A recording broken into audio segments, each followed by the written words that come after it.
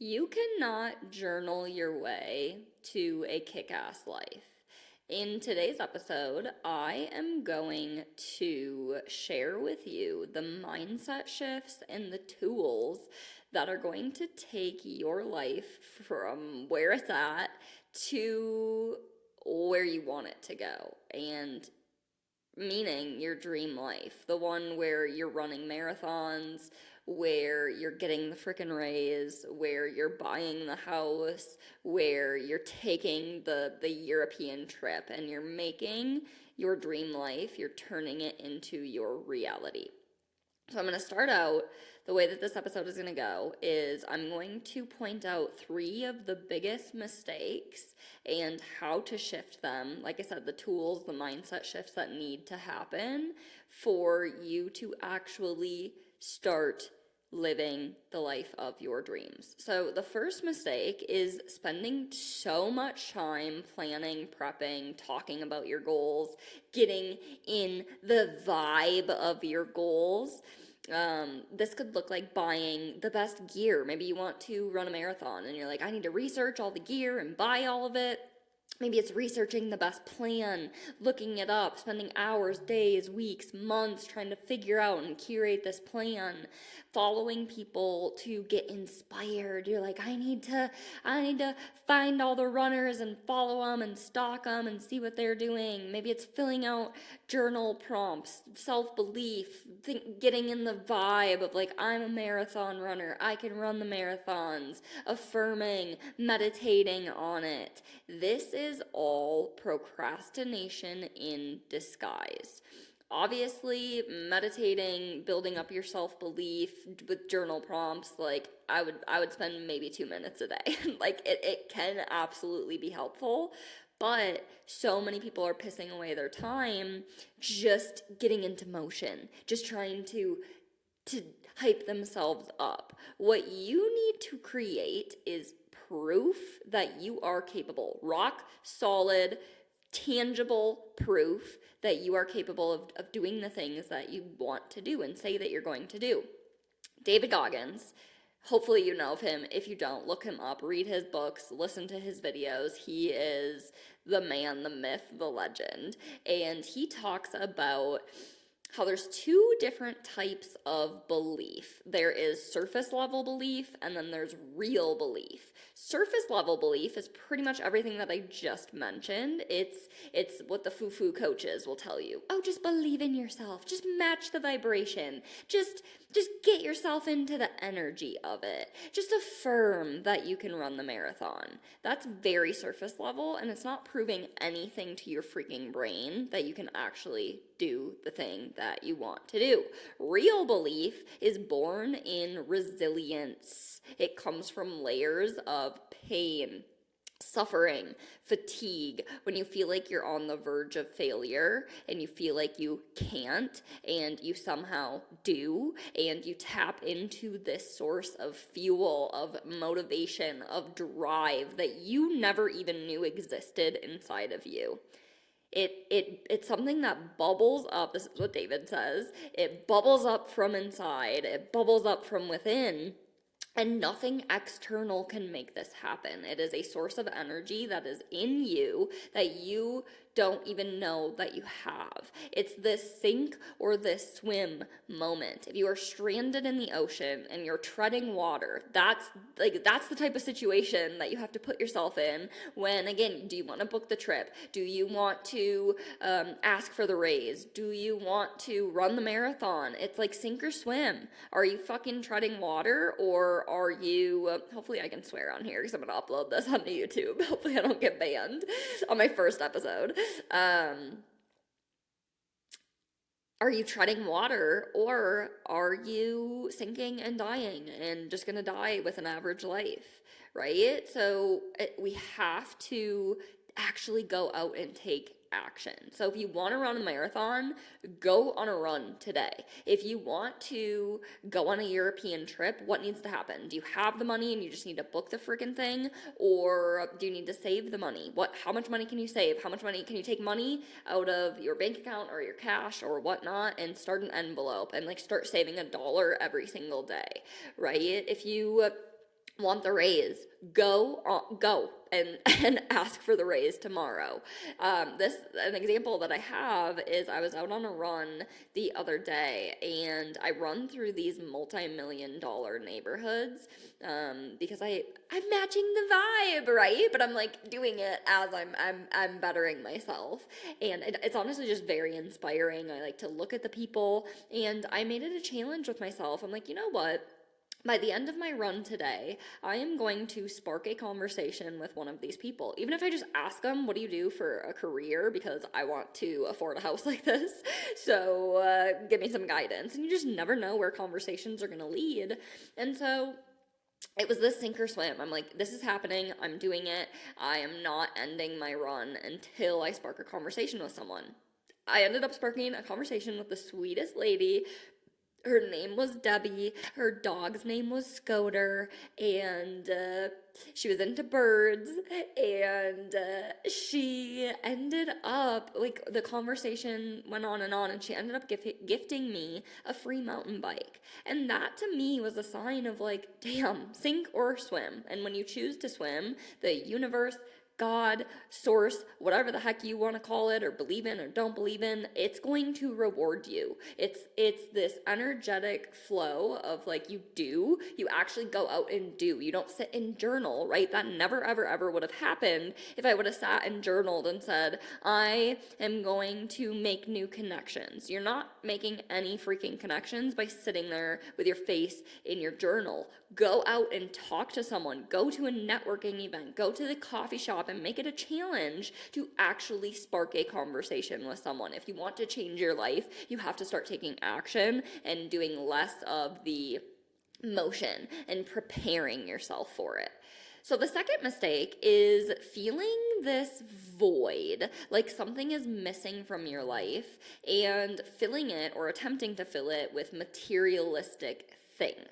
It really has nothing to do with the car that you drive, the house that you have, the hairstyle, the nails. The nails are fun. I call these benefits. They're like the cherry on top, right? As you're taking action and as you're doing the thing, the nails, they can make you feel good. They can add to it, but so many people are doing it ass backwards, where it's like, I feel the void, I'm gonna go get my nails done and hope that that fills it. And I can tell you from personal experience, that ain't how it works, sis. That is not how it works. And social media has spread this like freaking wildfire. Again, this is something that David talked about, but this lack mindset. There's a lack mindset and there's an abundance mindset. And lack is this straight victim, I suck and everybody else is doing so much better than me. And it's more present than ever because there's always going to be someone who's better than you and who's doing it better and has more money and has a better house and has better nails and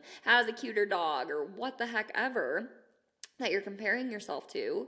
And the thing is you need to question your own thoughts. You need to ask yourself if what you're thinking is actually true.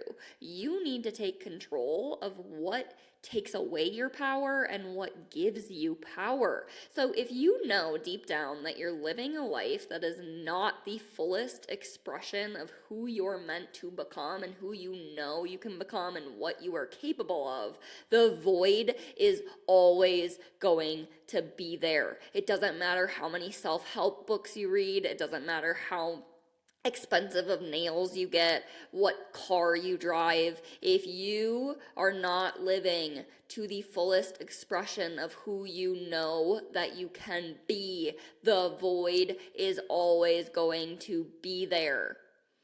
It's kind of like a little kid. I think of my little brother. I have a 10, I think he's 10 or 11. I don't even know. Let's say a little kid who is scared. They're on the edge of the diving board. They want to jump. They're looking down. Their legs are shaking. They're standing on the edge. They want to. They have this like desire. They know that they're capable of it. They know that they can, but they look down at that water and they're like, I'm going to die. and then they puss out and they step off of the diving board. They go and run to mom, and you, as your adult self, those situations are kind of frustrating to me because I'm like, I know that you can do it. I know that you can jump off of the diving board. You're not going to die. You're going to live, and you're actually probably going to have a lot of fun, right? We look at kids like this, and then later that day, that same little kid, again, I think of my little brother, the amount of times that this exact situation has happened, that little kid looks at you and they're like, dang, I wish I would have jumped. Like, it doesn't even seem that scary now. I wish I would have. And that is you with your life sitting in this, I wish I could. I wish I could have. I wish I could. And you're not truly jumping off of the diving board and trusting and knowing what you are capable of. And the scary moves, they're not going to kill you. You spend the money, you take the risk, you get rejected, whatever it is, it's not death. You're going to live, you're going to learn from it, and you're probably going to, again, have fun, or it's going to benefit you in the long run.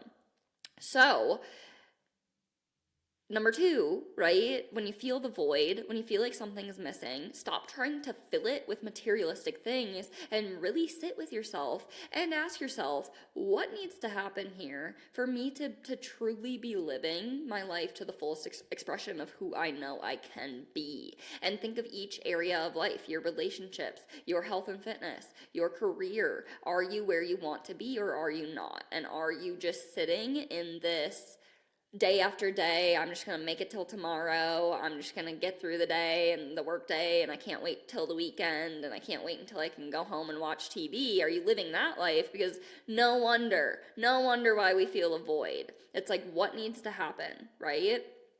Mistake number three is the second that resistance hits, most people, this is David Goggins again, most people moonwalk back into the unsatisfied person that they were before. So many people try to change. They try to, chase after a goal. And then the second, maybe it's the marathon goal, the second that it's like, ooh, 5 miles is really hard, maybe I'll just moonwalk my way back into the unsatisfied person that I was before. Ignore my dog.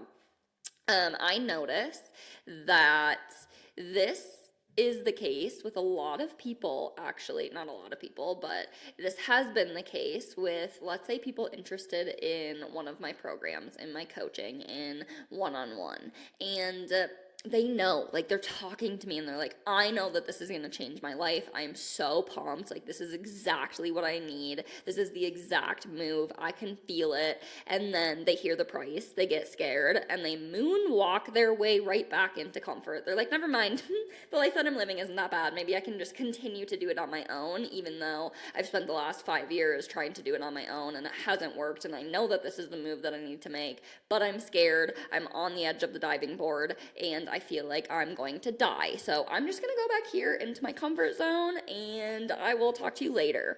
When I know as the coach, as the person who has gone through this cycle many times, that them staying the same, meaning them feeling miserable every day, obsessing over food, hating their bodies, not showing up as the wives, the mothers, the daughters that they know that they would be able to if they actually dove off of the diving board and did whatever was needed to get them to that point.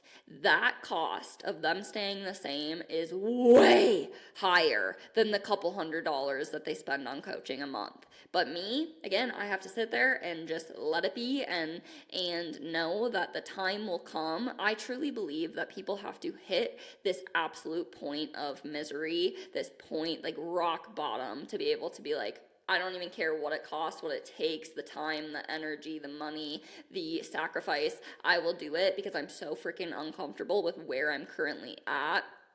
Sink or swim. I need to start swimming and I need to change my life. And I truly believe that we have to hit that point. And this is something that I've noticed I have struggled with very bad in my own life.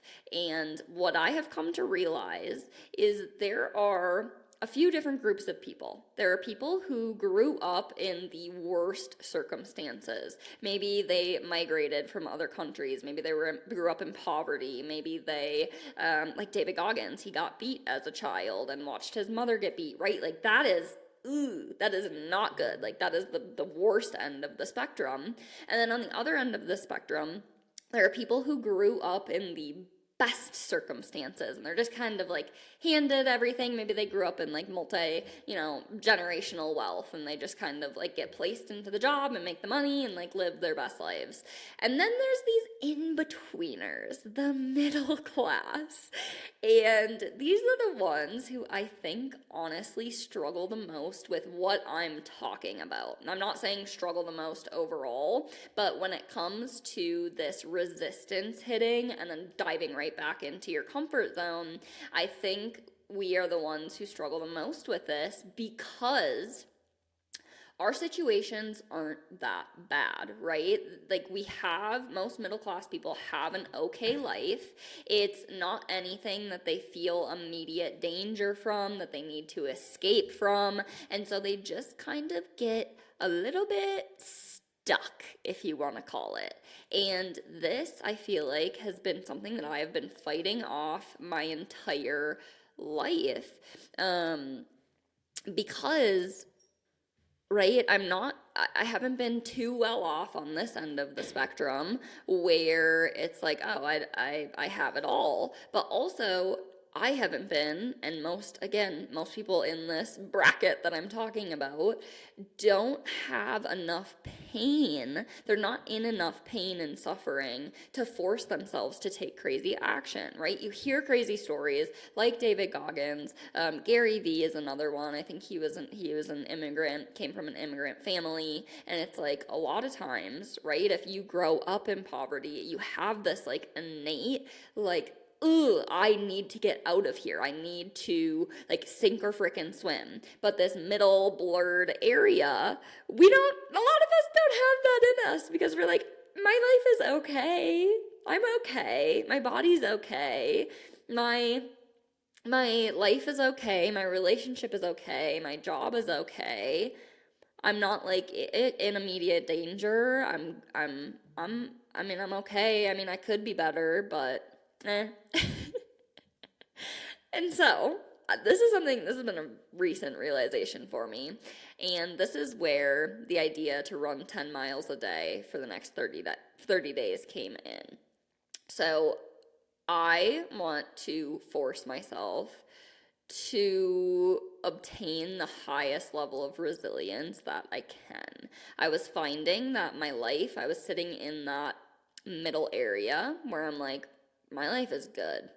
Like, what I'm doing is working, and I'm feeling good. I feel safe, right? It's that cushiness. It's like, all right, I'm doing okay. And I wasn't building resilience on a daily basis. I mean, here and there, obviously being a business owner, you have to, but that's where I started to struggle. I started to almost revert back to this comfort zone of like, ooh, that didn't feel very good. I'm just not going to do it. So 10 miles a day for the next 30 days. I want to purposefully, on a daily basis, break my mind and body down. And my why behind everything that I do, why I'm sitting behind this microphone, why I am choosing to do a crazy challenge, it actually has nothing to do with me, and it has everything to do with you. And I know so many people are in very similar boats where they're craving more out of life than just trying to keep up with the Kardashians and scroll on social media and watch everybody else achieve these lives and have this like, well, I'm okay. I took a trip to Wisconsin Dells and like that was fun, but I would like to go to Europe, but I just don't know if I ever will. Like that's not what we're meant to do. We're meant to truly tap into our full potential. It sounds so cliche, but it's so true. And so my why is I want to help as many people as I possibly can escape this lack mentality or this family curse is almost what I call it. And what I mean by that is the mindset that I grew up with, that is keeping them average, is keeping them from truly excelling. And me, I've always been a type A. I was a straight A student. I did okay in sports. I have always been a go-getter, but it's this like, okay, be a go-getter, but like don't do anything extra than just again getting the straight A's. And so what I want to do is help people break this curse and really break into the badass side of life. And I'm actively doing it, currently working through it and learning. Again, I was talking about this on Instagram yesterday, but I don't expect my clients to run 10 miles a day with me. But in me doing so, I'm acquiring new skills. I'm acquiring a new mindset around this idea of resilience and discipline. And I'm able to then bring that to my clients on a smaller scale. And even not even just my clients, but my podcast listeners, my community. And so if this sounds enticing to you, if this sounds like something you want more of in your life, I have many different options for you to get into my world, get closer to me, and have these types of conversations. So I'm gonna post an application in the show notes, and so if that is something that you're interested in, go ahead and head there. But that is a wrap on this week's episode. I love you, and I will talk to you next week.